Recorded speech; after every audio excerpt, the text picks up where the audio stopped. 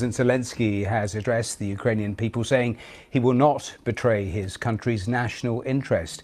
He was careful not to publicly criticize the peace deal drawn up by the United States, saying he will work quickly and constructively with the US, but added he will propose an alternative to the White House plan.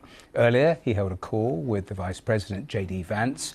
He has also had calls with various European leaders through the course of today. Well, the draft plan emerged after meetings between the US and Russia and appears to reflect many of Moscow's key demands. Let's hear some of what President Zelensky has been saying.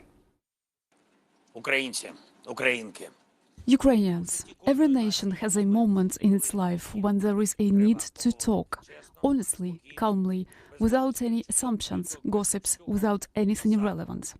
As it is, as I always try to speak to you, there is one of the most difficult moments in our history. The pressure on Ukraine now is one of the biggest. Now Ukraine may face a very difficult choice, either to lose its dignity or its key partner. Either difficult 28 points or an extremely difficult winter, the most difficult, and the further risks. Life without freedom, dignity, and without justice, and forced to trust someone who attacked us twice. They will be waiting for an answer from us, although I have already given it on the 20th of May of the 2019, when I gave oath to Ukraine. I said, I, Volodymyr Zelensky, chosen by the will of Ukrainian people as a president of Ukraine, am obliged to defend the sovereignty and independence of Ukraine.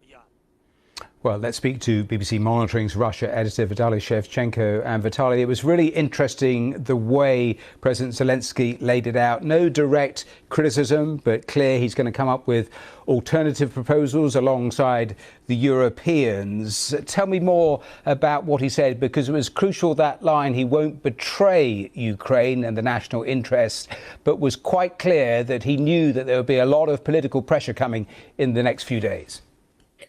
What he said reflects the impossible position that he is in. On the one hand, he suggested that accepting this 28-point plan presented by the Americans would amount to Ukraine, and I quote, losing its dignity.